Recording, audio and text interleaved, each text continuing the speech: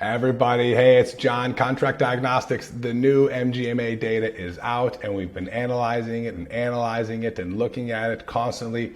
And we have a lot of content coming out around this, the gold standard, if you will, from a compensation data perspective. Some of the stuff that we're seeing on the surface. So physician pay last year over the year before. Again, this is the 2023 data based on 2022, so it's delayed. If you want real-time, up-to-date data, you can look at our database at Contract Diagnostics. Feel free to hop on the website or give us a call and we can tell you how we can share that with you. But as far as the data that we have from the most recent MGMA that we just got a few weeks ago, we're seeing still an increase in pay for physicians across most all specialties. Some of them had an increase in their production, or their RVUs. Of course, some saw an increase in pay with a decrease in their production. We're digging into some of those numbers as well. But the clinician type that had the fastest growth in pay, and this probably won't sound like a big surprise to any of you, are nurse practitioners and PAs, the APPs. We saw salaries go up quite a bit last year for these important providers in all areas of the country, especially the South. Now, when it comes to different regions, we did see the southern region and northeast region fare the best. And when it came to states, we saw the same thing we've seen in the past. We've seen the best paid states kind of clustered in the middle. A lot of the Midwestern states were paid the best. One of the interesting things, and I know there's been a lot of talk on the news lately about non-competes and non-competes going away, and if that happens, what does that mean for physicians outside of the fact that they can kind of go wherever they'd like to with their practice?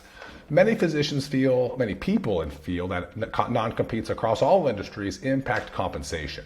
And if that was true, I feel we would see a higher pay in Massachusetts. Massachusetts is one of those states, California the same, that hasn't had restrictive covenants regarding a non-compete for quite some time. And again, this year we saw Massachusetts in the bottom 5 of the states for compensation for physicians, not for nurse practitioners, but for physicians. And some of the states that have very strict non-compete rules, we saw some of them paid the highest. Of course, those being some of them, the states in the Midwest. So I did notice that some of the states that don't have non-competes were some of the lowest paid in terms of averages of physicians. And I know that could be a lot of reasons, because from payer access to state programs. However, it's one of those trends that we're continuing to watch and see.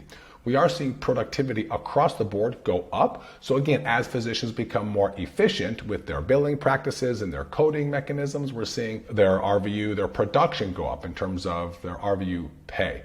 What we haven't had a chance to analyze yet is the dollars that physicians are collecting. So as payers are more restrictive and you do more work, do you collect more money, or do you just do more work for collecting the same amount of money? So we're looking forward to digging in to some of the collection ratios that we've seen for some of the private practice physicians. But we are seeing a lot of the same trends that we've seen in the past. We're seeing physicians overall do well. At the same time, we see vacation time remain stagnant, which I think is going to change next year with all the talk about burnout. We're seeing CME dollars stay fairly stagnant, to increase a little bit, but that's only because a lot of employers took it away during COVID. So again, it's almost getting back to normal levels. But if you look at the data, and a lot of analytics are comparing this data to 2019 because they were saying last year was a goofy year, 2020 was a COVID year. Again, this is the 2022 data set, even though it's labeled 2023. So they're comparing it to the 2019 data set. They're saying it looks a lot like the 2019 data set. We're kind of getting back to this growth phase, growth slightly in income and salaries, and more so on the production, which means, again, if physicians are working more, they're seeing more, they're having to be more efficient to make the same or a greater amount of money. So that's a trend I assume we will continue to see. But as we analyze the new MGMA data, I want you to keep in touch with us, and we'll keep sharing everything that we know on our blog, through social media, and through platforms like this, of course, so you guys can keep up to date on the latest data with regards to the analytics of the new MGMA data 2023 that just came out. If we can help with anything, give us a call at Contract Diagnostics. You know we're always around. Free consults on the website. We have an 800 number. You can call, you can text, you can email us in, hit us on social, whatever works. We are all over the place. Have a great one.